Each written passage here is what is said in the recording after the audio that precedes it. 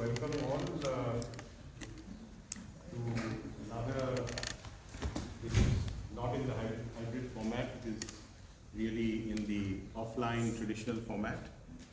We are really privileged that Mr. Tarun Basu, who is not only a veteran media person, but he's a person who has also sort of created the media in India and abroad. So many of you may have heard of India Abroad News Services, which was very popular if you were living in New York or any part of the world, at least when I was a graduate student. I don't know how well it is doing today. So he's one of the creators of the India Abroad News Service. He's had a very, very, let's say, significant innings in the Indian media. So if you read the abstract of this talk, which is on media and the Prime Ministers, you will find that Mr. Basu has practically personally interacted with all the Indian Prime Ministers since Rajiv Gandhi.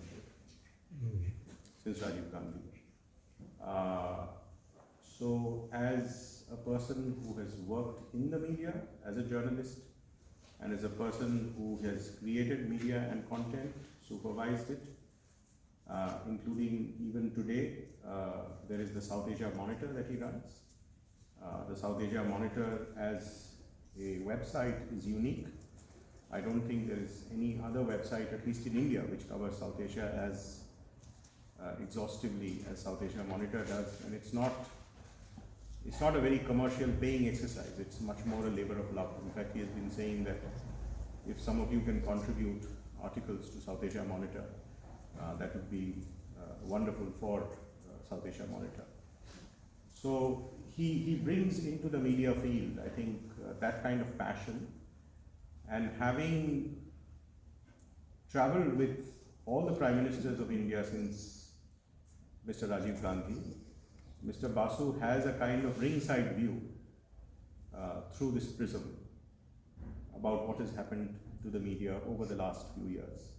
So his lecture actually is very consequential because, as you know, that India has dropped precipitously in media freedoms, just like it has dropped precipitously in the democracy index. Now these indicators, as you know, they are quantitative indicators. You know, they have various indices that are kind of averaged.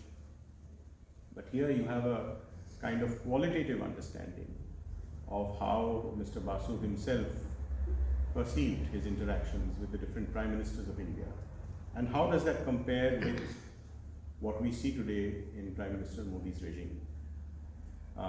This lecture is based on a paper that he has already presented to us, so it's serious work based on his personal experience as a leading media person in India. So the floor is yours. Thank you, Rahul. Sorry. Thank you very much for this introduction. And thank you for this wonderful opportunity to come and talk to South Asian students and researchers and academics on an issue which I have dealt with for a few decades now. It was a chance meeting with Rahul over lunch at the India International Center in Delhi, which led me to this being in front of you. I was talking to him that I had done travels with so many prime ministers, and it would be wonderful if I can put together in a book. But you see, problem was a lot of this travels that I did was in a pre-internet era. So a lot of the documentation is just not available, and you cannot do a book based on just memory. Some of it is available, but most of it was the pre-internet, and they were in newspapers and magazines which I can't trace. So I was actually discussing this dilemma in my mind with him, and he said, "Why don't you do a paper or do you do a lecture?" I said, "How long will that be?" Or how? He said, "About 10,000 words." I said, "Well, that is more doable from memory. That's more of a shortcut book, and that I could easily do from memory and whatever little notes I had." And I'm very happy to do that because, you know, as we age, our, memories also are not that sharp. So before I actually forget most of these things. Let me put it down, which I, thanks to him again, I quickly put it down. And it came out not too badly, and I could recollect quite a bit of that. But before I start, I must also tell you about my this whole Heidelberg experience and how I came to be here.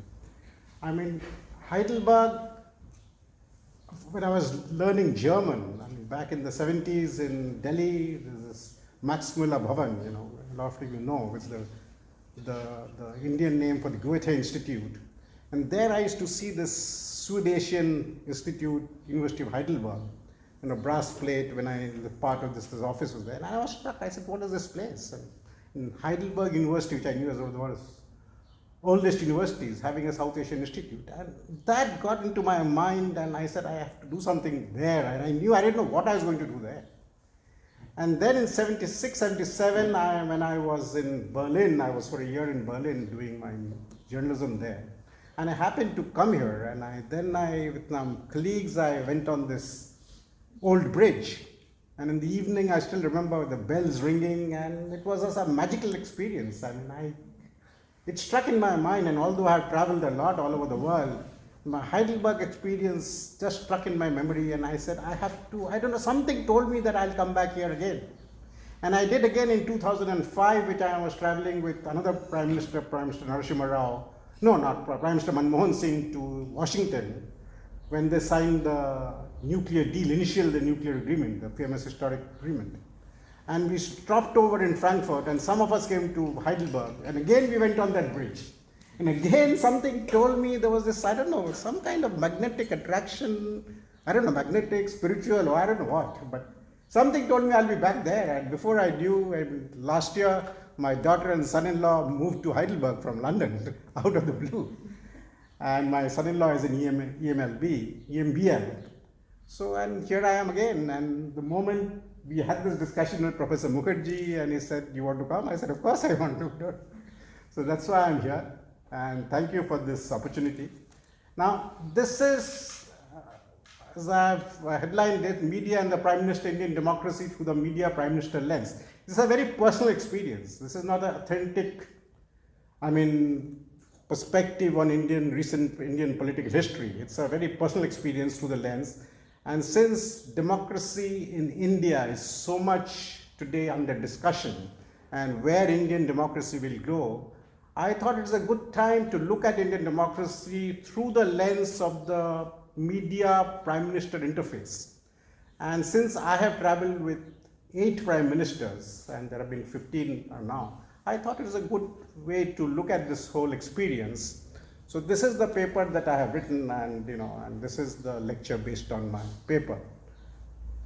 So India has had 15 prime ministers since independence on August 15, 1947.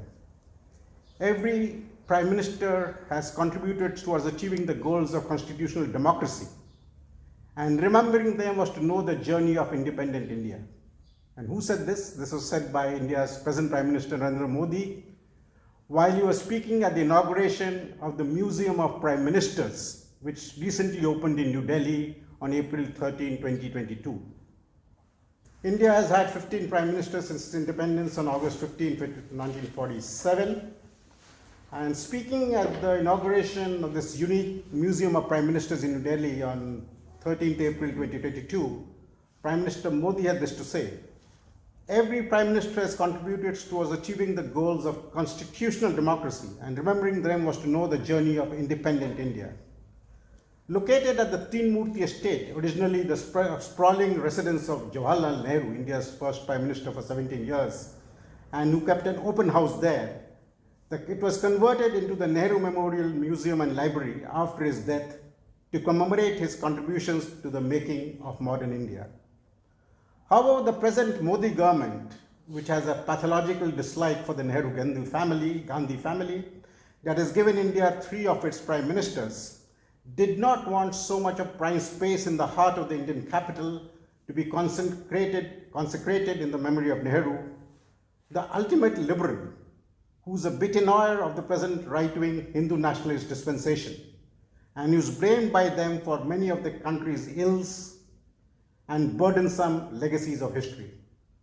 It therefore carved out without much consultation, this new museum called the Museum of Prime Ministers, seeking to give equal space to the contributions and legacies of other Indian prime ministers as well, as it felt that too much of India's post-independence history had been dominated in the popular imagination by the Nehru-Gandhi clan, what it said or did, and the secular, inclusive, and socially progressive ideology it represented. Modi further said that every government formed in independent India has contributed in taking the country to the heights it is today, adding that visitors to it would learn about the contributions of not just one prime minister, but from all former prime ministers, their backgrounds and struggles. Interestingly, Modi also said that barring a couple of exceptions, which he did not elaborate upon, India had a proud tradition of strengthening democracy. It was a matter of pride, he said, that many of the prime ministers had come from ordinary families, and it gives confidence to the youth of the country that even a person born in an ordinary family can reach the highest positions in the democratic system of India. While Modi acknowledged that nearly every prime minister of India, barring a couple of exceptions, contributed to strengthening democracy, whether he counted himself as an exception or the rule is open to question. This paper seeks to examine from the author's perspective and through the prism of his personal experience as a correspondent and editor.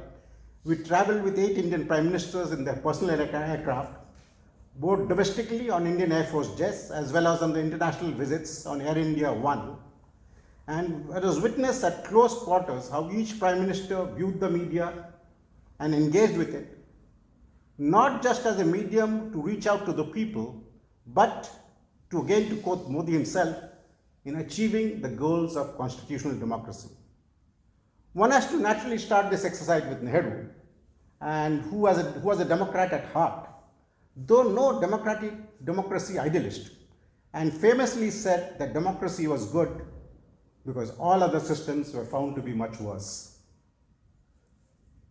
Well, I have never met Nehru, so this is a lot of things that I've done, researched and read about. And despite India being a poor country at the time of its independence, recovering from the trauma of partition of the subcontinent with 2 million deaths and 10 to 20 million people displaced, Nehru significantly chose democracy for India, as he believed it was a representative government with all its democratic checks and balances was the best system to deliver to its people, as everyone was to be guaranteed constitutionally social, economic, and political justice, equality of status and opportunity, and freedom of thought, religion, and association. He held monthly press conferences to deliver his messages to the people, even yearly ones with the foreign media. In his 17 unbroken years in power, partially because of his own liberal background, and like so many other leaders of the freedom struggle, he intuitively believed in the virtues of a constitutional democracy for a nation with disparate identities, 8 main religions, hundreds of languages, with a myriad different ethnic and tribal identities and cultures, each proud of its heritage and yet coming under the umbrella of a sovereign secular republic. Nehru, like Mahatma Gandhi before him, was a journalist cum activist fighting for India's freedom. Later, Nehru took a keen interest in press freedom because he felt that it had a fundamental role to play in national life after independence, and also in support of a foreign policy of non-alignment, which really meant strategic autonomy to decide its own place in the world, independent of bloc rivalries and amid struggles of the developing world. This was a very brave move to take for a nation emerging out of colonial exploitation, because not many nations which got independence at that time adopted democracy as a governance model.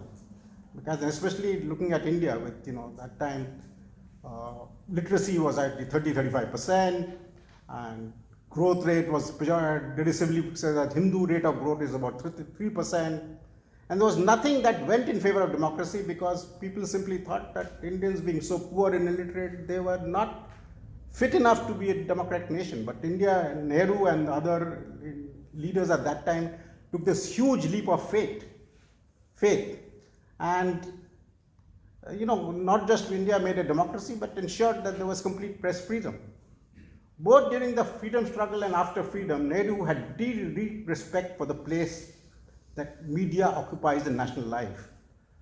To him, freedom of the press was a part of the democratic ethos of our nation, emerging from colonial occupation of 200 years, and not only tolerated criticism, but appreciated even though sometimes it was in the wrong. Nehru enjoyed being lampooned in cartoons, and this is clear in his words to one of the most famous cartoonists in India of that time, K. Shankar Pillai. At the inauguration of Shankar's cartoon exhibition, Nehru famously said, "Don't spare me, Shankar." And indeed, Shankar did not spare him in his stinging satire on the follies and foibles of the rulers. What upset Nehru were malice, lack of dignity, or ignorance of history. But overall, he upheld the principle of a free press, even when he did not respect sections of the press for not being up to the high standards that he expected of them. As one of his admirers in the National Herald editor, M. Chalapati Rao, a legend of that time, said in his book on Nehru, for him, the freedom of the press consisted essentially of editorial freedom and not of the freedom of the owner of the press. He disliked press barons of all kinds, and post-war developments in the Indian press oppressed him so much that he took keen interest in the appointment of a press commission. Nehru was fully aware of the role of a newspaper proprietor and the conflict that occurs with the exercise of press freedom. Addressing the All India Newspaper Editors Conference on September 17, 1952, he felt that the money, the owner, and the proprietor are major factors. Does the freedom of the press ultimately mean the freedom of the rich man to do what he likes with his money through the press? Nehru asked. Those were prophetic words that resonate so much today when media freedom and what it implies are debated in democracies like India and even across the world. After Nehru died suddenly in 1964, there was a prime minister with a short gap called Shastri, Lal Bahadur Shastri. Shastri was prime minister, unlikely choice of a self-effacing politician, for only 20 months, 1964 to 1966. But he inscribed his name in history for his personal integrity and taking decisive policy decisions, despite being considered a political lightweight. During the second war with Pakistan over Kashmir, including ordering tanks deep into Pakistani territory. Nobody talked about it at that time, and there was no drum beating of what he has done. But compared to that, what was done here a few years ago by the present government, and they apparently made some retaliatory attacks in Pakistani territory, and the whole thing was made it as if no other leader had done it before. So that was the difference between the leaders at that time and now. Shastri died in Tashkent, now capital of Uzbekistan, but then part of the Soviet Union, who brokered what is now called the Tashkent Agreement between India and Pakistan. And hours of the signing of the agreement, he suddenly had a heart attack, which many chroniclers of that era say it happened because he was made to sign under pressure. Not much is known about his outlook towards the media, but he was a Democrat, kept touch with editors, and even sanctioned prime land during stint previously as Home and Interior Minister for journalists to build a housing enclave in Delhi, which has now grown into one of Delhi's upscale neighborhoods. Now we come to a little more contemporary, Indira Gandhi, who all of you know and read about and studied a lot about. I have met Indira Gandhi only once for an interview, but when she was out of power, only in the latter years of her rule, and poised for a comeback bid after a ragtag coalition government that ruled India 1977 to 1980, did more of factional squabbling and less of governance, and the people threw them out in election after only 3 years. This was after they had shown the door to Indira Gandhi and her autocratic son Sanjay Gandhi for the misuse of office by arming themselves with draconian powers that curtailed fundamental rights, jailed political and other opponents of her rule, and imposed press censorship in the enforcement of a declaration of internal emergency. One of the black spots in the evolution of India's parliamentary democracy. Democratic India had not seen anything like this since British colonial rule. And the next 19 months, 1975 to 1977, marked a watershed in the country's checkered history. For a rookie sub-editor working on late-night duty in the newsroom of the United News of India news agency at that time, the period marked a loss of political innocence. The events of June 25-26, 1975 are still too vivid and in a way searing in memory recesses to evade recall. The first startling reports of the closure of newspaper printing presses, switching off of power and seizure of newspaper copies in many towns and cities across India, midnight security marches in the capital, and in the long night of arrests of hundreds of opposition leaders and dissidents of the government in what is called a de-democratization of India that nobody imagined could happen at that time. The emergency rule, as it is known, made heroes of some but revealed the clay feet of most.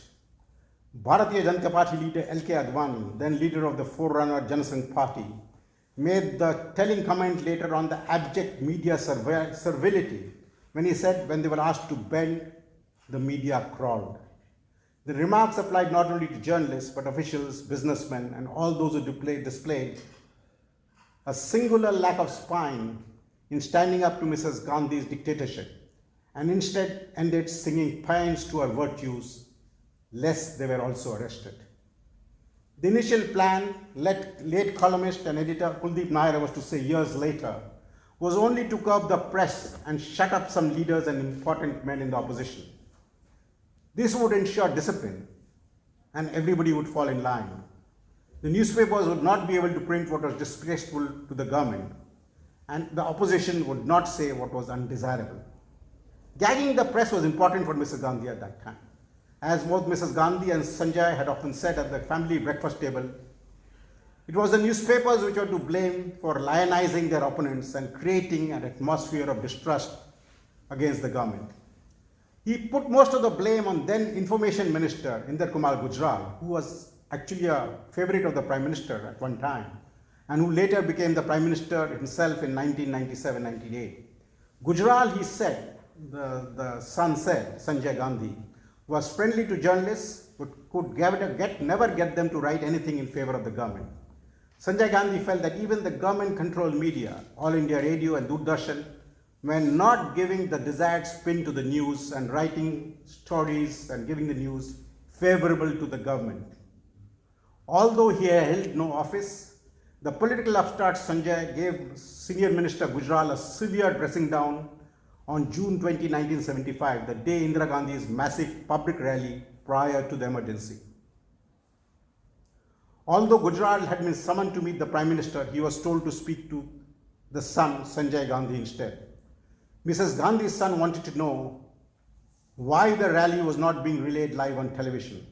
Sanjay had accosted Gujral in the Prime Minister's anteroom and yelled, "You don't seem to know how to control your ministry. Can't you tell them even how to put out the news?" The next day when Gujral met Indira Gandhi, she was furious. She said that in future she wanted to see the radio and TV scripts of all news bulletins. When Gujral ventured to protest that even as he as minister did not get to see the scripts because the public service broadcaster wasn't theoretically autonomous, she snapped back that whether he saw them or not, the Prime Minister and her son wanted to see them.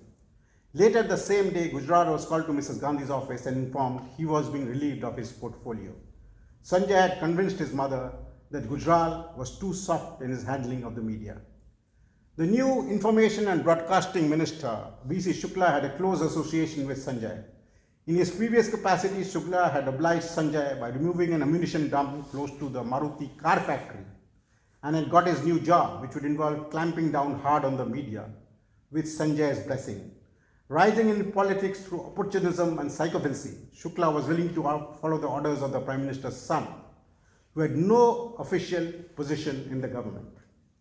It is said charitably by many historians that it was a tribute to the innate democratic spirit of Indira Gandhi, as the daughter of Jawaharlal Nehru, that she decided to lift the emergency after 21 months and ordered free elections in the hope that people would cheer and endorse her move.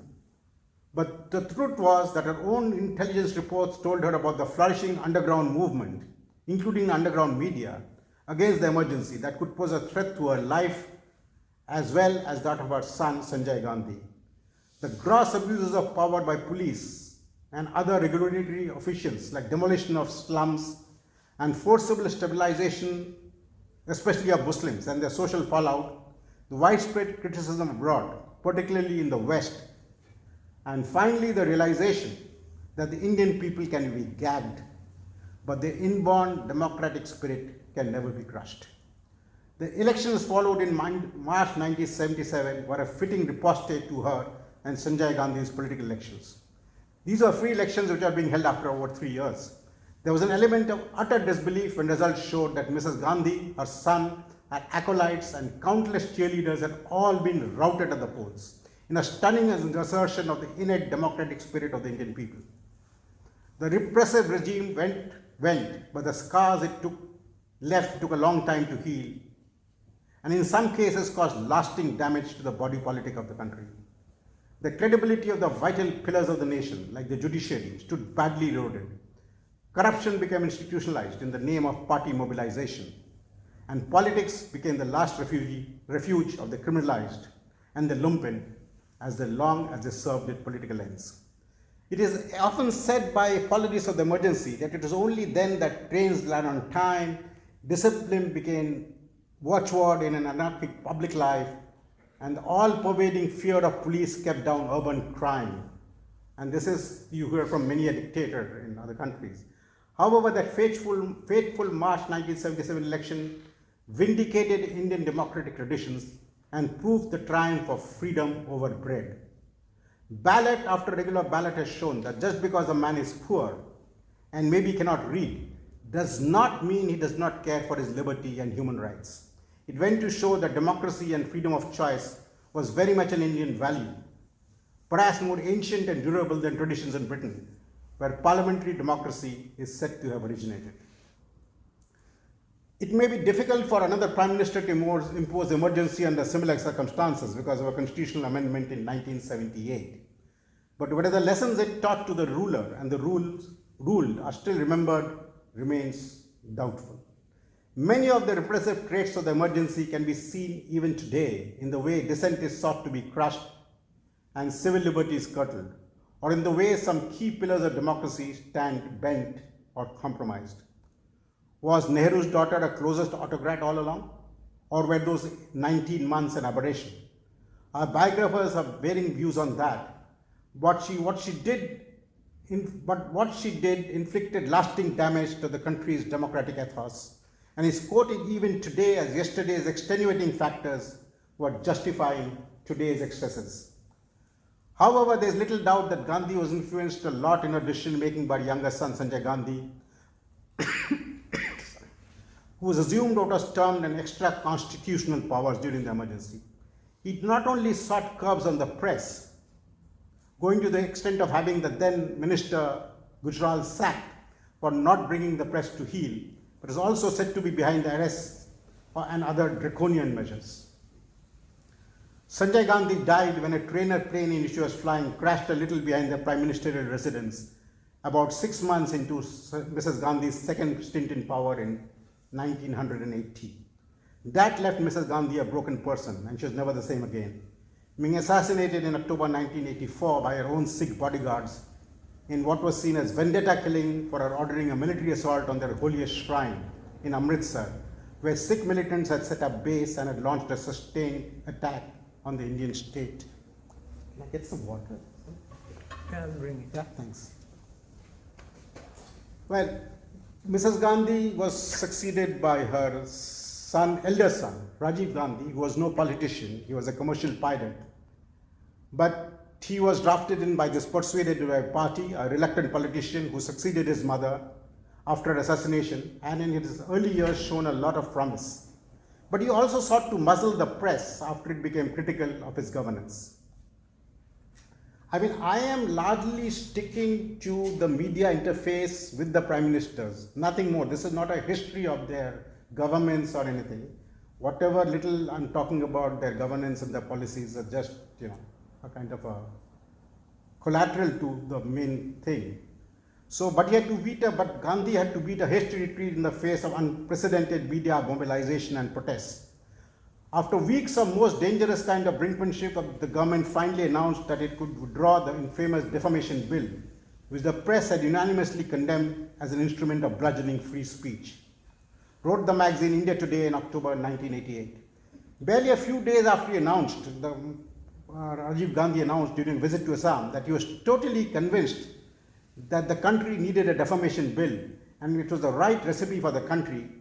Prime Minister Gandhi meekly caved in after a sustained media mobilization and protests and announced his withdrawal. Faced with a show of unprecedented defiance and solidarity from the media, which was licking the wounds of his mother's emergency and marched in protest to parliament, and growing opposition from his, thank you so much, Nakisha, and growing opposition from his own partymen, Rajiv Gandhi seemed to have little choice as the issue was threatening to dominate pre-election scenario.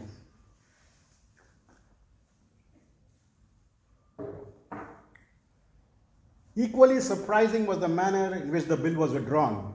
Instead of the official spokesman making an announcement on behalf of the government, as is the normal practice, the statement, which was issued in the form of a press release, came from Prime Minister Rajiv Gandhi himself. The decision to withdraw the bill that had been passed in Parliament just a few years earlier took even ministers by surprise. A press release signed by Prime Minister Gandhi himself said, "A free press is an integral part of the inner strength and dynamism of Indian democracy. Without a free press, there can be no democracy. The imperishable values of our freedom struggle have gone into making the press in India. We uphold this legacy." This was a huge climb down for the Prime Minister, who only months ago had declaimed about the virtues of having a defamation bill and trying to control the media. Gandhi's reinstatement of his belief in the freedom of the press was a necessity of the hour, a moment created by unprecedented public pressure. A report published in the Economic and Political Weekly later went on to state, it was for the first time that since late Indira Gandhi's return to power, the sizable number of Congress MPs have shown the courage to resist a measure dictated from the top. To Rajiv Gandhi's credit, he realized his policy error, swallowed his political pride to indulge in a measure of self-correction, and reinstated his government's belief in a free press as a fundamental pillar of democracy. I have travelled with him, but only in his domestic travels, never travelled with him abroad. And so in his domestic travel, when you travel with the Prime Minister, these are short tours in various towns and cities.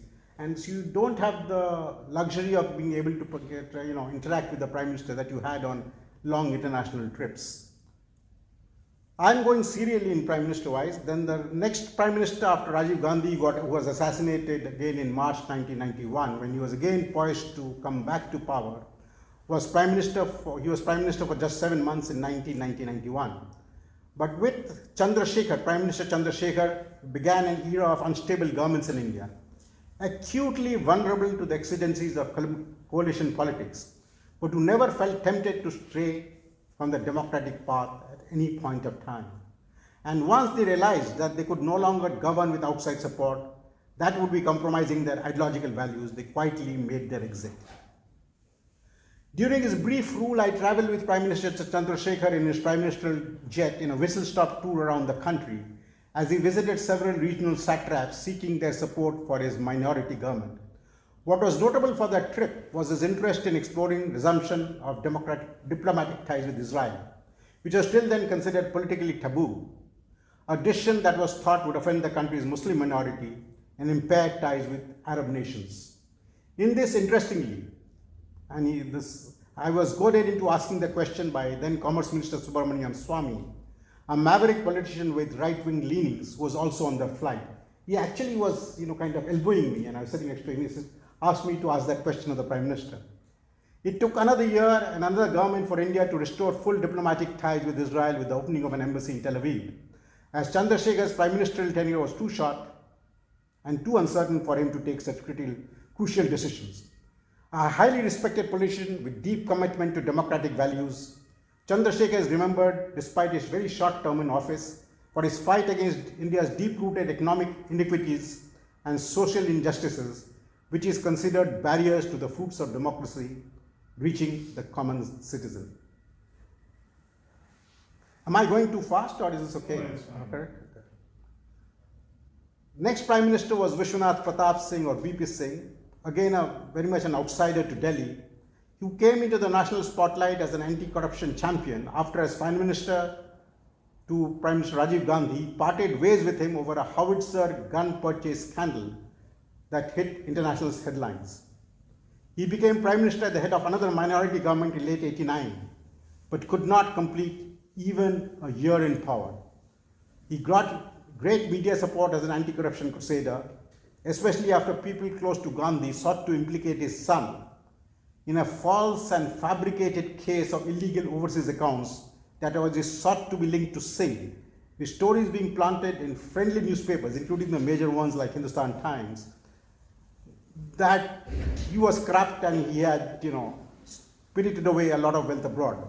But when India Abroad, a well-regarded New York-based multi-edition paper catering to Indian and South Asian expats, bravely took it on itself to do a series of investigative articles that essentially nailed the lie of illegal overseas accounts and ran it in India through the India Abroad News Service, the taint against Singh before the national election got dispelled and he was proved clean.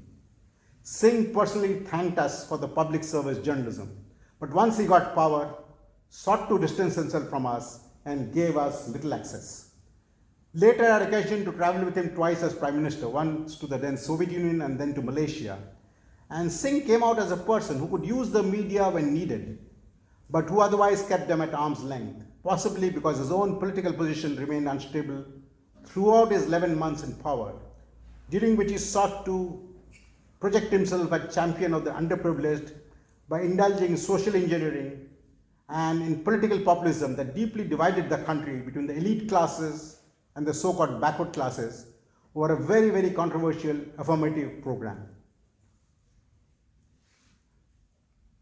Now we come to a completely new era where India transformed rapidly with the liberalization of this economy. 1991, and Rajiv Gandhi, then out of power, was working hard to return to power for a second time after a stint in 1984 to 89. The elections were set for later that month, and Gandhi had called a group of senior journalists, including foreign journalists, for a tete-a-tete at his 10 Janpath residence. The journalists were crowding around and upbeat Gandhi was talking about his upcoming trip, a trip that was to prove fatal, to the south of India. He suddenly turned back to look at Prime Minister P.V. Narasimha Rao, at P.V. Narasimha Rao, a former colleague, one of his senior ministers and a party veteran, who was lurking in the evening shadows of the lawns where the conversation was taking place. Gandhi said that Rao, who was a secular politician and a polyglot, had decided to quit politics and return to his native state and his books and writing, much against his wishes. Rao was bashful, spoke very little, and looked quite happy to walk into the sunset. Then the wheel of fortune went into a crazy spin. Gandhi was assassinated on the evening of May 21 by a suicide bomber in Tamil Nadu in southern India, and Rao, who was ready to walk into retirement into the sunset, was forced to come out of his planned retirement to become the 10th Prime Minister of India.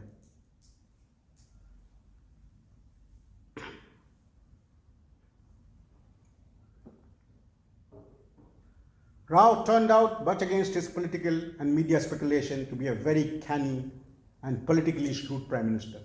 He initiated path-breaking economic reforms that liberated the Indian economy from decades of bureaucratic shackles and sought investment from the West in moderning India's decrepit infrastructure. This included reaching out for the first time to non-resident Indians who made their mark in countries like the US.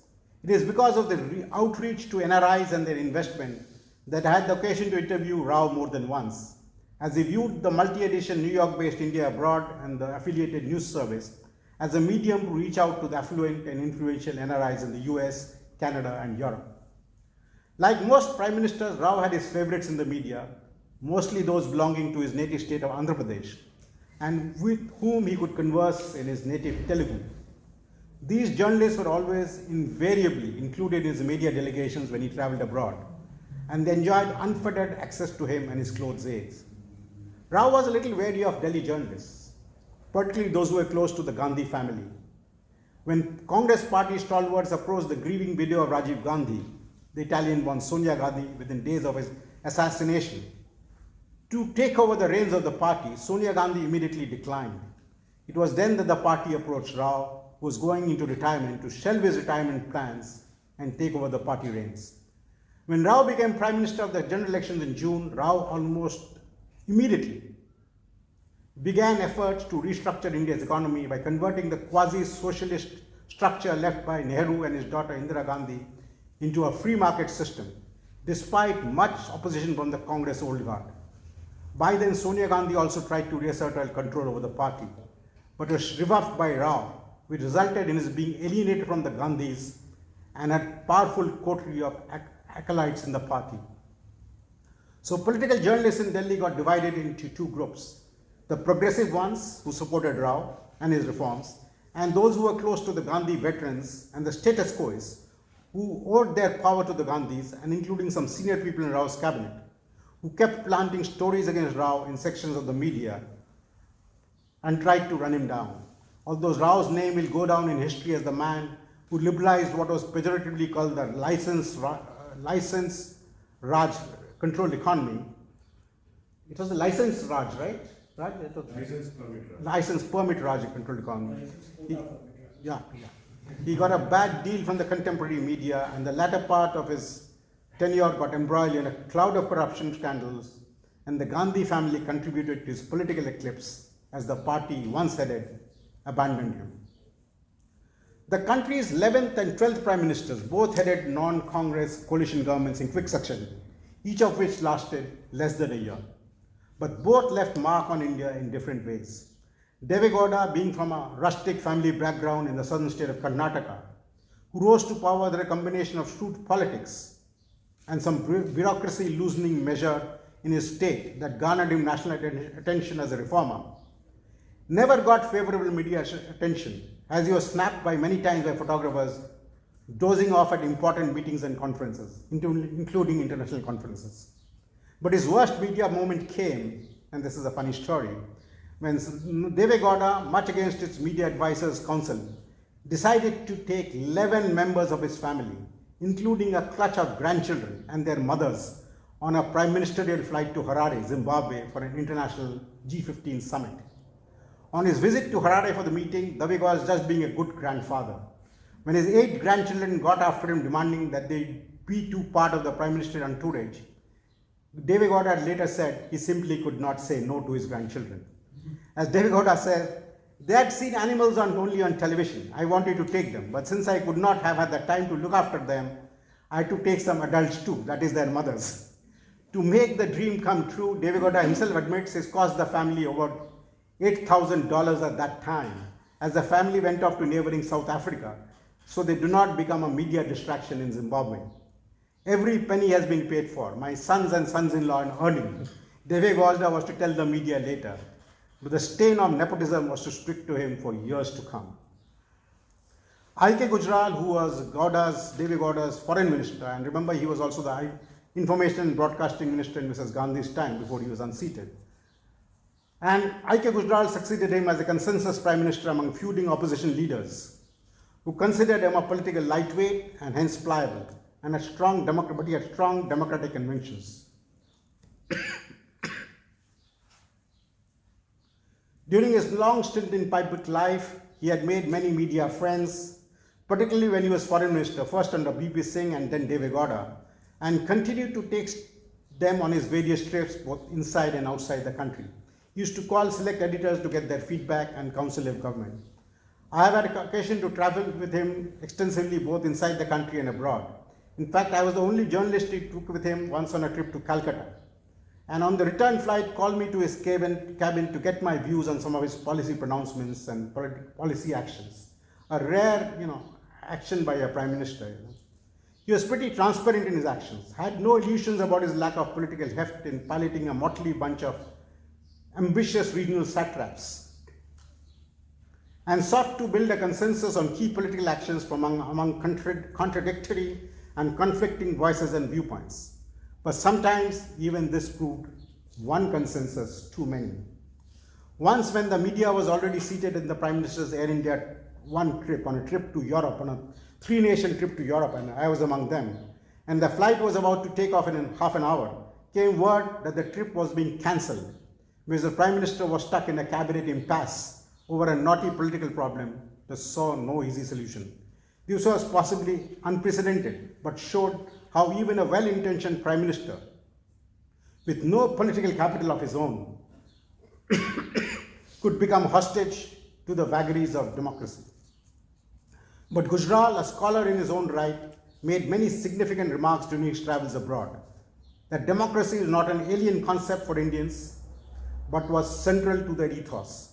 As an illustration, he used to point out how despite repeated changes of coalition governments, especially over that decade, and fractious politics, everyone accepted the will of the people after free and fair elections, and there was always a peaceful transition of power. No one came out into the streets once the results came out, and there was never remotely even talk of a military takeover, a democratic trait that remains true to this day. Now we are getting a little more recent, and a lot of you would remember this recent history. It was the summer of 1996. The Congress government of Prime Minister P.V. Narasimha Rao had lost the general election, and for the first time there was an opportunity for the opposition Bharatiya Janata Party, headed by the moderate and well-liked Atal Bihari Vajpayee, to take power. He lacked parliamentary majority, but nevertheless made the bid to form a government and become Prime Minister, an ambition he had long nurtured, but which seemed elusive, despite being in public life as a popular leader for nearly half a century. The moment it became clear that Vajpayee would be the man to lead the next government in India, I, along with a colleague, made a beeline to his 5 Raisina Road, almost a stone's throw from the Press Club of India.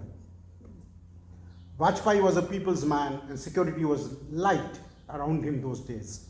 I and a colleague opened the gates of his unguarded bungalow and walked into his secretary's office. I asked his aides if he was busy. One of them pointed outside the window. There, standing all by himself, seemingly staring into space, was the man of the moment, in his trademark starched white dhoti and collarless kurta, who would be the Prime Minister of India in a few days. We congratulated him. He smiled and ushered us in. So we sit down to one of the many interviews and informal interactions I would have with him, both when he was Prime Minister and out of office. A man who was not only media friendly, but always enjoyed a very cordial and professional relationship with the media, which also respected him immensely. Vajpayee had often wondered aloud whether he would forever remain Prime Minister in waiting, as the BJP, with its hardline Hindu nationalist ideology, did not enjoy the kind of mass support it has now. But Vajpayee, with his affable personality, riveting oratory, and image of moderation, and with friends across parties and media, was one name that was being talked about as an acceptable alternative for those who were getting increasingly disillusioned with the corruption-tainted Congress. Vajpayee in 1971 and the BJP did form the government, but it lasted 13 days in his first stint at office. He never had the numbers and made his resignation announcement almost offhandedly after 2 days of divisive debate on a confident motion in Parliament. Motion was never put to vote, as the result was foregone. Even the BJP's opponents had paid tribute to the party for not attempting any horse trading. The voluntary resignation improved the BJP's and Vajpayee's own stock among the people, and the party returned to power in 1998 for a longer 13 months, and a very historic 13 months. But with some non-BJP support, its first shot at forming a coalition government with parties whose ideologies were not necessarily aligned with the Hindu nationalist BJPs. If you want to form a government leaving us out, I don't see any signs of stability, Vajpayee had told Parliament precisely. The birth is difficult, and after birth, survival is difficult. For everything, you have to run to the Congress. But in the short 13-month term of the second Vajpayee government, he made his mark by making India a declared nuclear weapon power, authorizing a series of 5 nuclear tests in the Pokhran Desert of Rajasthan in May 1998. Promise made in the BJP election manifesto, which he redeemed, a shock event that shook the world and was followed by tit-for-tat tests by South Asian rivals Pakistan. Vajpayee's best years were no doubt his third government of 1999 to 2004, when he formed the first National Democratic Alliance coalition, carrying parties with disparate ideologies along with the umbrella of a progressive, market-oriented, pro-US, politically moderate agenda that the party hardliners did not like, which made its mark internationally and raised India's stock in the global order. I made several trips with Vajpayee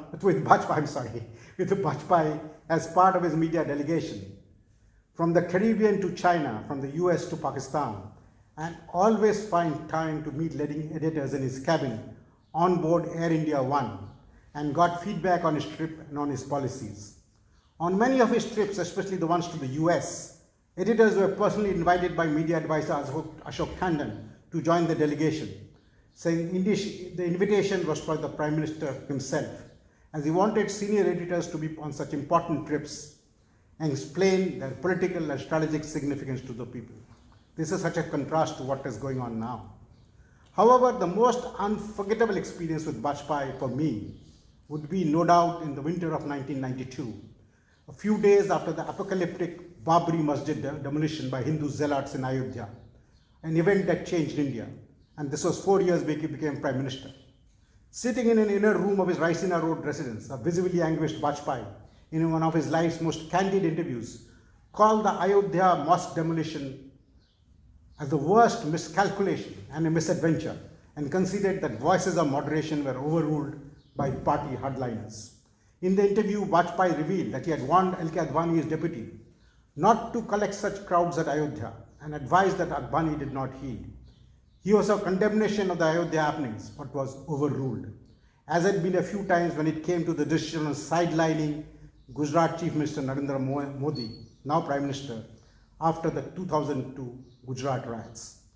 In the days since the interview to IANS, which was then renamed Indo-Asian News Service, was published widely in Indian newspapers and abroad on December 13, 1992, the BJP headquarters was flooded with calls from state leaders who were confused with the BJP's line after the interview. The state leaders were told it was difficult to either publicly disown the statements or to be critical of a leader who commanded considerable admiration and popular base in the party. However, in spite of the party's attempts to project business as usual, there were indications that the simmering rift within hardliners and the moderates in the BJP had finally come out in the open over Ayodhya, only to get wider, and the center-right party becoming more and more radicalized over the years, completely marginalizing the moderates. What particularly irked the party leadership was Vajpayee virtually giving a clean chit to then Prime Minister P.V. Narasimha Rao over his handling of the Ayodhya crisis, and blaming his own party in Uttar Pradesh state for going back on the solemn assurances given to the Prime Minister and the Supreme Court to protect the ancient mosque. This was at odds with the remarks of other BJP leaders who sought to lay the blame for the Ayodhya disaster at PM Rao's door. Vajpayee, according to those who knew him, was in a dilemma over his future options after the Babri mosque demolition. While he felt increasingly stifled in a party that was turning more and more dogmatic and theocratic, his umbilical links with the Rashtriya Swayamsevak Sangh, the Hindu nationalist outfit that is a mother organization of the BJP, prevented him from snapping ties with the party. His anguished cries, "Kya karenge, kahan jayenge, what should I do, where are we headed?" in the INS interview is seen as indicative of his personal dilemma. Moderates have no place, he lamented, adding with a resigned air. Who is going to listen to the voice of sanity? However, he ruled out quitting the party. He had a lifelong association with it. And when the ship is facing a storm, you don't desert.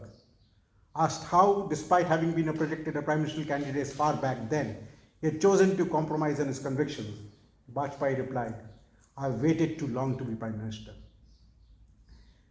Many of his party people and even journalists had decried the headline-grabbing interview and had even slyly suggested that it may have been contrived. But Vajpayee kept a dignified silence on the issue, and when I confronted him at the party's national executive meeting in Kolkata some weeks later about what people were saying, he cryptically shot back, "Have I said anything? That said it all." In another published interview again to INS in 2004, shortly before his election he lost despite his aides displaying brazen overconfidence, Vajpayee said, and this is very relevant today, that he wants to see a new chapter in Hindu-Muslim relations that will strengthen national unity and enable India to develop its full potential. Underlining that extremism of any kind was bad for India, Vajpayee said, Indian society has never held. There's only one faith and one path to realize God. That is why discrimination on religious grounds is repugnant to our national ethos.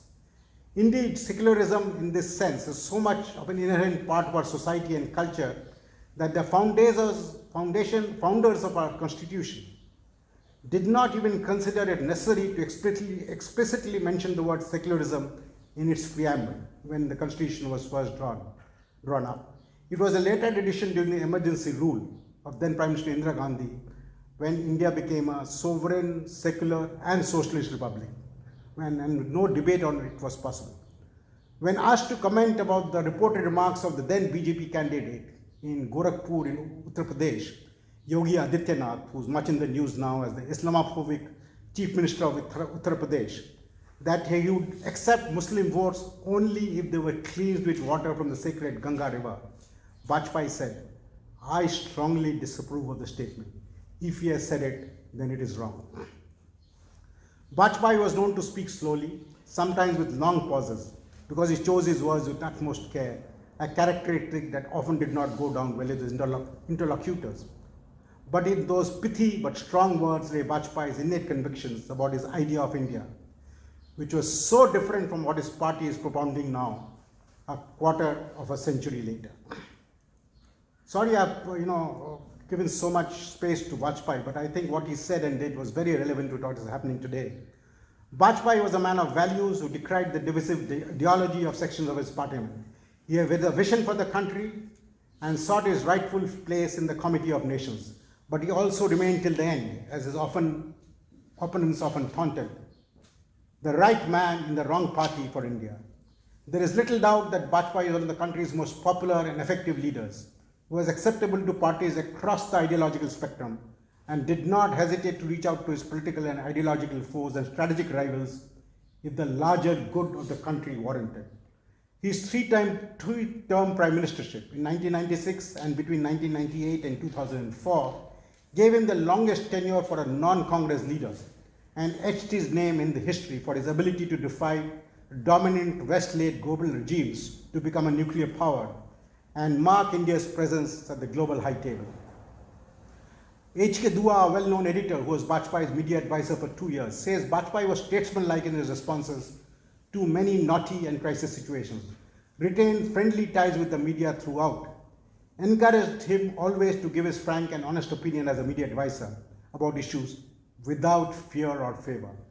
Vajpayee took his own decisions, but only after he had sought the decisions of others on a knotty problem or a political crisis, including his media advisor. What made him the darling of the Indian media was his openness and honesty of purpose, wrote Tandon, another media advisor who succeeded Dua, in an article he wrote in the Economic Times. A strong votary of press freedom, he never got angry even when misquoted. Frankly speaking, Vajpayee himself was his own best media advisor. His charm would mesmerize even his worst critics in the media. Tandon, a former journalist, recalled that when he joined the Prime Minister's office in 1998, the only brief he got from the Prime Minister, take good care of your fraternity. Then came Manmohan Singh, who many of you are familiar with, the longest serving Congress Prime Minister who was not from the Nehru-Gandhi family. The Oxford and Cambridge educated PM did not go out of the way to cultivate the media, but should not shun them either. He was mocked by his detractors for speaking little, was a poor communicator, much in contrast to his immediate predecessor, and his deadpan manner of delivery inspired many jokes. But he nevertheless respected the media, and there was no cause of his government coming down on those who disparaged him or criticized his government. He did a couple of press conferences at the Vigyan Bhavan Convention Center in New Delhi, the last one being especially memorable for his comments on Modi, whose stocks were then fast rising as a challenger to his government. Asked what he thought of Modi, Dr. Singh was uncharacteristically blunt. He, Modi, will be a disaster as Prime Minister. In a way, his poor articulation was his undoing. a lifelong academic who was a late entrant into the politics and not wise to its ways. His answers to journalists' questions did him and his government more harm than good. When he was asked about the charges of corruption against his ministers in his second terms and why he had not acted against them, Dr. Singh sought to extenuate by saying that running a coalition government, he had to observe certain coalition dharma, which loosely translated implied that coalition protocol often prevented him from pulling up erring colleagues and other parties that would rock the coalition boat. That did not go down well and is quoted to the day by political commentators and writers when assessing his tenure as an instance of his compromising his values as an ethical politician at the altar of real politics. Sanjay Baru, Dr. Singh's media advisor, wrote about how he would make him practice for days. Dr. Singh practiced for days before he faced the camera and play the recording back to show him the defects so he could improve his style. But Manmohan was never a good communicator, and Baru wrote that over time he had become adept at reading from a teleprompter. He never evolved into a good public speaker, either at large gatherings or on television. Baru's book gives some interesting insights in what he calls the branding of the Prime Minister, meant to demonstrate to the country and even to the media that Dr. Singh had a mind of his own and was not just a mere rubber stamp PM. But given Manmohan Singh's self-effacing nature and his deferring to the Prime Minister, to the Gandhi family and its overlordship on socio-political issues concerning the government, there were times when Baru got into trouble for seeking to project him over the Gandhi family. Once when Rahul Gandhi, Congress Party President Sonia Gandhi's son and then Party General Secretary, went to greet Singh on his birthday, the party wanted him to be projected for recommending that a particular rural job scheme be expanded across the country. Baru, sensing an opportunity to project the Prime Minister, told a few journalists that this was the popular scheme's expansion was a birthday gift to rural job seekers from the Prime Minister. This must have angered the party. The result was a dressing down of the media advisor Baru by Dr. Singh in his office chamber, an incident recounted in some detail by Baru in his book, The Accidental Prime Minister. I do not want you to project my image, the Prime Minister snapped, rather uncharacteristically at his media advisor. Let them, meaning the party, Sonia Gandhi and Rahul, take all the credit. I don't need it. I am only doing my work. You just write my speeches for me. I do not want any media projection. This narrated incident spoke volumes among how Manmohan fought a different kind of battle during his prime ministership, where a media-shy leader got hemmed in by his own party. They thought to leverage his prime ministership to build up the party leader and her family's political image and hereditary line, even at the cost of belittling its own prime minister. This was perhaps a case of too much inner-party democracy doing its leader in, a leader who refused to assert himself, saw himself merely as a primus inter pares in his cabinet, and who restrained his own media advisor from projecting him. The situation, which Baru said, was depressing awareness of my job as Dr. Singh's spin doctor. Manmohan Singh may have been a Democrat at heart, but his self-effacing, even self-deprecating actions in his second term, as he deferred in all decisions to Sonia Gandhi, who even curved his power to appoint his own ministers and aides, will remain a blot on his prime ministership, especially his second term as prime minister. As Baru poses the question in his book, why did he not quit when he realized that he had lost all vestiges of control over his own government? The answer lay in Dr. Singh's unwavering fealty to the first family and to the party president's wish to pave the way for her son Rahul Gandhi in the prime ministerial chair, which he probably felt obliged for his own elevation to the post of prime minister, which he as an academic had never ever dreamt about. Baru ends his book with this damning indictment of his former boss, promising loyalty to hereditary succession as a monarchical attribute, not a democratic one. That was Singh's fatal error of judgment. Aware of this failing in this personal character, Dr. Singh invoked the judgment of history at what was his last press conference on January 3, 2014, when he said, I honestly believe that history will be kinder to me than the contemporary media, or for that matter, the opposition parties and parliament. I have done the best I could under the circumstances. Now we come to the present Prime Minister, Narendra Modi, who is much in the news. The first Prime Minister of India to be born post-independence, a distinction he is proud to talk about, Modi from the very beginning made it clear that his idea of democracy was very different from all his predecessors. Despite his demonstrable genuflection outside the portals of Parliament as a temple of democracy when he first went there as Prime Minister, and so would be his relationship with the media.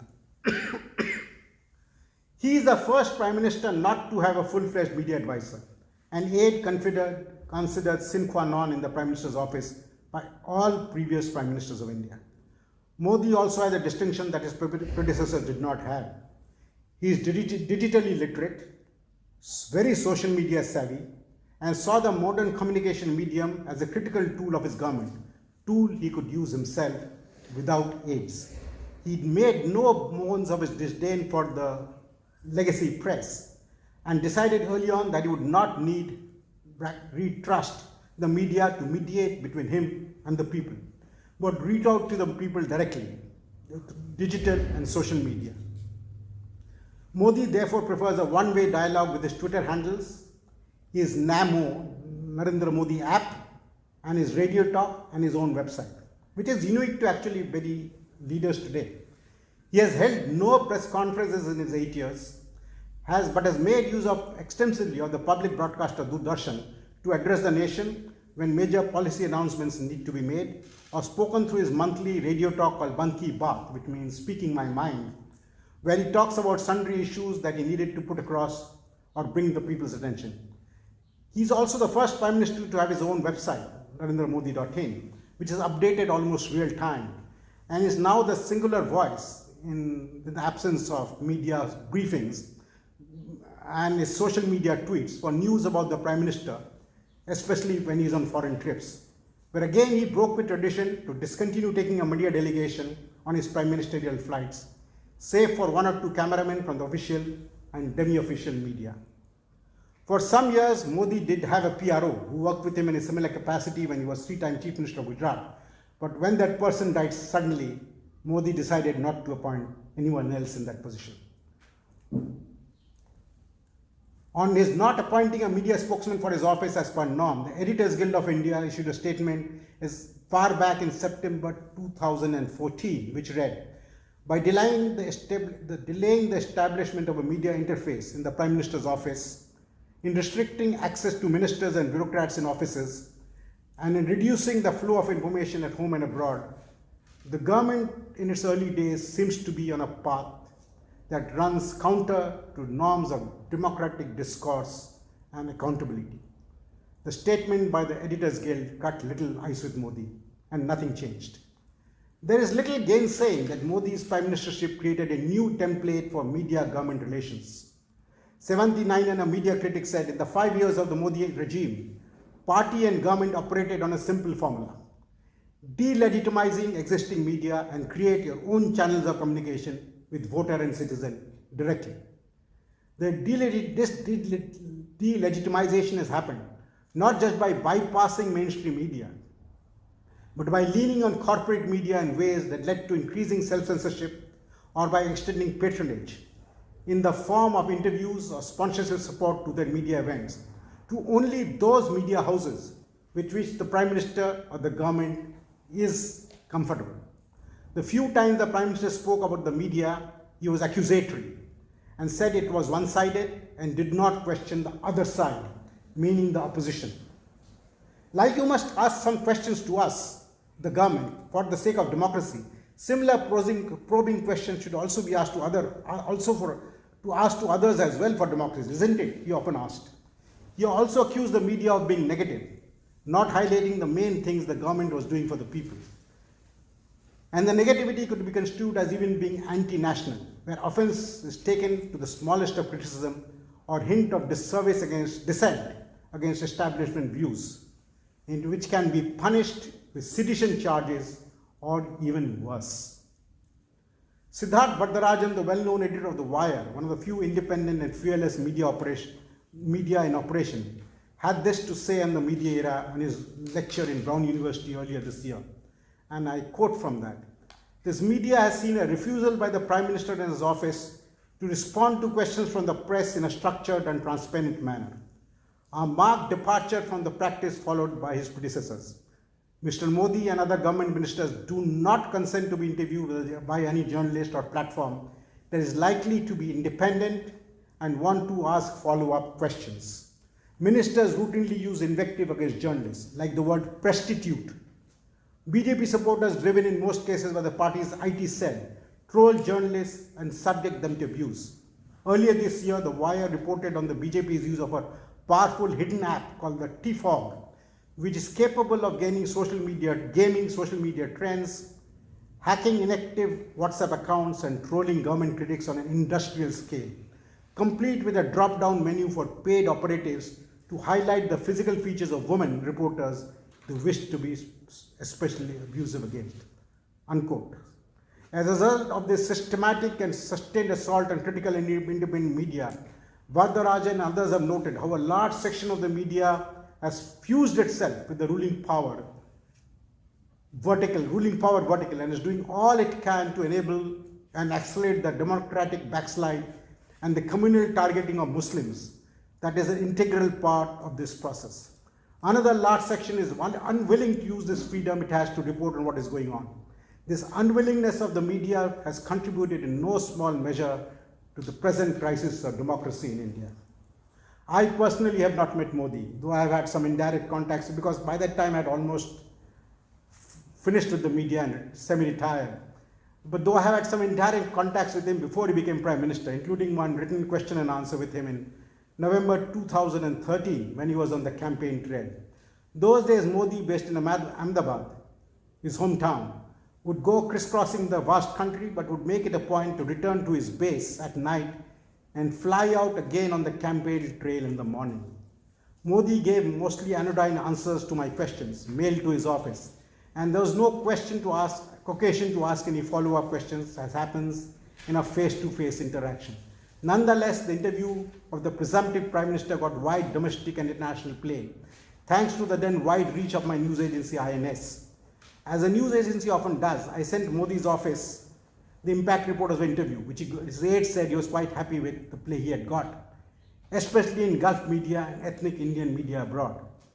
Once he became Prime Minister 6 months later, it was clear from the beginning that Modi would set a different trail as far as the media was concerned. The Gujarat riots of 2002, when Modi was Chief Minister of the state, had got Modi some very negative media coverage, both domestically and internationally, with many accusing him of tacit complicity in the violence because of his silence over the carnage, mostly in which about over 1,000 Muslims died. In the digital magazine Counterview, R.S. Mishra, an Ahmedabad journalist who has covered Modi for long during his 15 years as head of the state government, wrote how possibly and why Modi has ensured a tectonic shift in the coverage of the Modi government. And this is quite significant. Now it is not media which is deciding how the government is to be covered. It is Modi who has laid the ground rules as to how media shall cover the government, he wrote. Modi has succeeded much more in taming the media in Delhi than he did in Gujarat. Reporters marked out for the anti-government news coverage automatically find themselves left out in the cold, both down the line and up the ladder. Those who are obliging are the ones who are doled out news with religious regularity to enable them to score over their rivals. The era of breaking scandals is by and large over now. Delhi now is just an immensely improved and vastly resourceful replay of Gujarat state. The powerful tools of mass reach at his beck and call are being sharpened with the public broadcast of Doordarshan, All India Radio, and plethora of digital websites. But trust Modi to transform all and every to deliver precisely what he wants. Like in Gujarat, so in Delhi, only one name towers over all. Gujarat was the crucible of Modi's media experiments. Modi, even in Gujarat, was portrayed as a larger-than-life figure from whom flowed all government decisions, and his was the only face that appeared in all publicity material, with the ministers reduced to unimportant minions who only faithfully did the boss's bidding.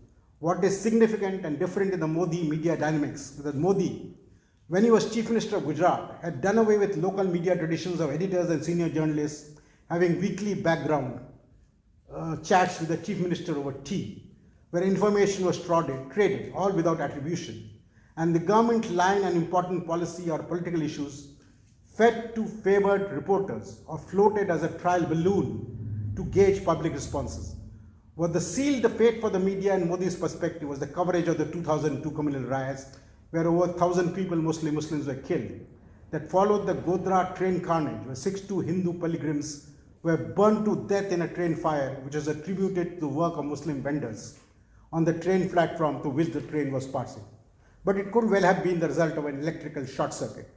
Yet the truth is yet to be conclusively established, even 2 decades and several commissions of inquiry later. Modi's election later that year, in which he cleverly wrote on the campaign platform, Gujarati Asmita or Gujarati Pride, effectively turned the tables on his detractors by portraying the attack on his handling of the riots as an assault on Gujarati self-respect. In this, he found considerable support from the vernacular Gujarati media, while the English media found itself labeled as the villain and anti-Gujarat, and never ever gained favor with him thereafter. The victory was crucial in framing his future media strategy. He realized that the best way to reach out straight to the masses was to bypass the established media, noted Mod Mishra, a practice Modi has followed since, with considerable success. Launching a book on 20 years of Modi governance, Modi at 20 Dreams Meet Delivery, first as the Chief Minister in Gujarat State and then head of the federal government in New Delhi, India's present Vice President M. Venkaiah Naidu recently said somewhat veneratingly of the Prime Minister, because of his communication skills, in spite of demonetizations, he was able to win the elections, because he could communicate with the people and people trusted him. This sort of confidence he has built with the people because of his power of communication. And this is a rare quality which even his detractors credit Modi with. It is not for nothing that Modi's approval ratings have remained consistently high all these 8 years, a rare feat for an incumbent leader in a democracy. It is this confidence in his communication skills that has made Modi disdain the media, which he has rendered either irrelevant or reduced a large section of them to be his trumpet blowers. Just a sampling of this kind of adulatory reporting that can be seen on his personal website is the headline from a story during Modi's recent European visit in early May. When Modi was in Copenhagen, on the second leg of his 3-nation trip that took him to Germany and France, Modi interacted with some children of the Indian diaspora in Denmark. The story on that website was headlined, Modi Ji Hamari Jaan Hai, PM Modi Special Connect with Children, which in English would mean, Modi is our lifeblood, a quoted quote purported to be from one of the children, but whose veracity was open to question, as no other reporter was present on the occasion. News headline on his website plainly said, Modi is our lifeblood, Modi Hamara Jaan Hai. And this was picked up by newspapers across the country simply because they had no other independent access to the Prime Minister or his entourage.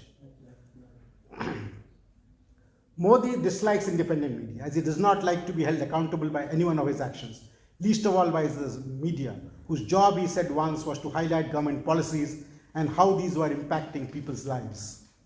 The disdain for institutional accountability, a key mechanism in a democracy for citizens to hold the elected representatives to account, does not bode well for the future of democracy in India, and understandably has contributed to India slipping in its freedom rankings over the last few years.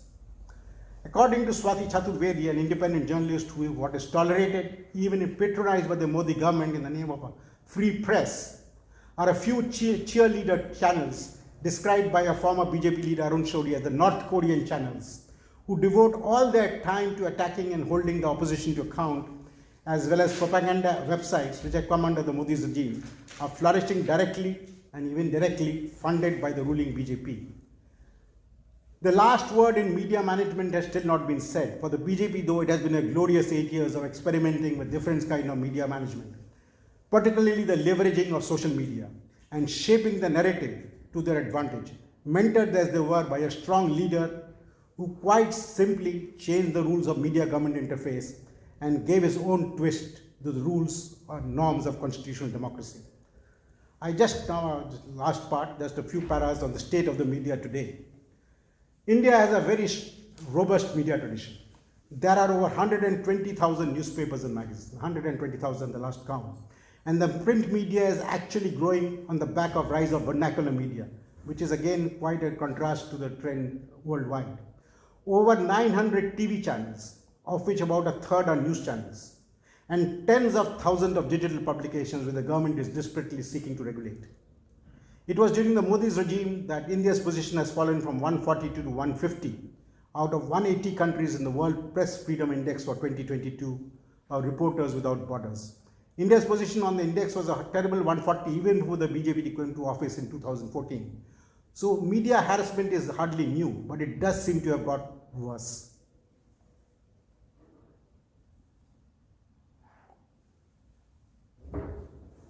I think this heat makes your throat really worse. Even non-BJP state governments have channelized government advertising to reward friends and penalize foes, and misused laws on sedition and unlawful activities to muzzle critics. Journalists have been killed, arrested, and hounded on social media. Not many media houses can withstand pressure in the form of raids or withdrawal of government advertising or other punitive measures to make defined media fall in line. Hence the rise of what critics pejoratively call Godi media, Godi means lapdog, to describe sycophantic and subservient newspapers and TV channels cozying up to the government or cuddling in the government lap in a quid pro quo arrangement. You know, if you follow social media chatter in India, you very much come across this term Godi media by critics of the government.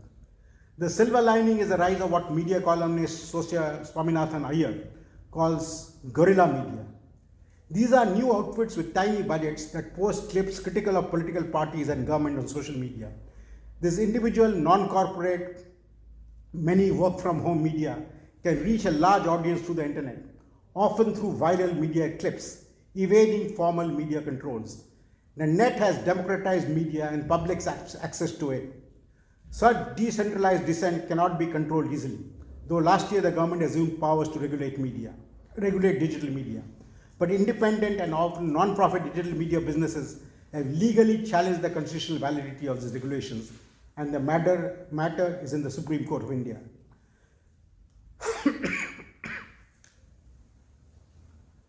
There is little doubt that India is now at the crossroads, the road of constitutional democracy with its checks and balances, or guided democracy, of which there are other examples, because one man thinks he knows best and is above media scrutiny. In my 4 decades in the media, save for the 19 months of the emergency of Indira Gandhi, I don't think India's once vibrant, robust and noisy media has been so much under assault as a democratic institution as it is now. It's just because Modi pays lip service to constitutional democracy, though his actions speak like an autocrat, that media continues to function at his sufferance. He has accused the media of spreading negativity, euphemism for criticism of his government, and through his trusted lieutenant, Home Interior Minister Amit Shah, and de facto deputy in the government, managed to co-opt through blandishments and coercion an army of media applauders of him and his government's actions. The India of today is indeed a far cry from the Nehruvian era, where media criticism was encouraged to ensure government accountability. No offense is taken to the slightest of criticism, and airing of dissent against establishments' fundamental views is denounced as an anti-national act, and dissenter is packed with jail or charges of sedition, unlawful activities, and worse. Even as media in India has seen an explosive growth over the years across platforms with a degree of freedom that is often the envy of its counterparts in many countries, what it did not reckon with was perhaps the delegitimizing of the legacy media and the reshaping of the relationship between media and politics to the detriment of democracy. I can only end this with an apt quote from Kuldeep Nair from his best-selling book Between the Lines, a compilation of media columns written in the 60s, which are still read by students of political science and contemporary political history. In a free society, the media has a duty to inform the public without fear or favor. At times, it can be an unpleasant job, but it has to be performed because a free society founded on the precepts of a constitutional democracy is founded on free information. If the government were to publish only the official version or handouts, there would be no one to point out the deficiencies, lapses, or mistakes. In a democracy where fate stirs the emotions and responses of the people, the government cannot have even an iota of doubt raised about what it says or does, reminded Nair, whose columns once exposed the misdeeds of the high and mighty, right till a few years ago when he passed away in his 90s. Right now, like its society, the media in India stands extremely polarized. A section of the corporate media has chosen to become the government's trumpeteers, uncritically applauding its actions, including its anti-minority stance, and are in turn receiving favors and patronage from the establishment. Those who have chosen to perform the traditional watchdog role of democracy and are critical of the government's actions, the question is core ideologies, are running into problems, major problems, and if persistent, are being browbeaten or punished with harassment by state agencies. And the government, meanwhile, continues to play good cop, bad cop, as with so many other things, depending on the occasion. At a ceremony to mark the 200 years of the daily Mumbai Samachar, a Mumbai newspaper, Modi had this to say only last week. The role of newspapers and media is to communicate news, educate people, to bring forward if there's a lacuna in society or government. The media has the right to criticize. Similarly, it has the big responsibility to bring forward positive news, hoping the media will expand its positive role in the 75th year of its nation's freedom, which is this year. He referred to India's rich tradition of healthy debates and discussions on difficult social topics and said, "This has been the practice of India, which we have to strengthen." Unexceptionable remarks, just what one would expect a Prime Minister of the world's largest democracy to say. But the actions of its government in the last 8 years in systematically undermining the country's multi-religious and multi-ethnic democracy in the quest of its majoritarian ideology, it belied this rhetoric. The simple fact of the matter is, the world has never built a multi-ethnic democracy in which no particular ethnic group is in the majority, and where political equality, social equality, and economics that empower all have been achieved. Harvard scholar Daniel Allen is quoted in the book How Democracies Die by Stephen Levinsky and Daniel Ziblatt. Few societies in history have managed to be both multiracial and truly democratic, say the two authors, but also add helpfully that history shows that it is possible. The challenge for a pluralist democracy like India is to show to the world that it is possible to reconcile democracy with diversity. This was one of the visions of its founding fathers. India's democracy will survive this present storm. It has weathered stiff challenges to it earlier as well during Mrs. Gandhi's emergency regime and has come out trumps. I think the next couple of years leading up to the 2024 national elections and the people's responses will be critical years that will shape the future direction of Indian democracy and the pillar it rests on. The world will be keenly watching. Thank you. Thank you.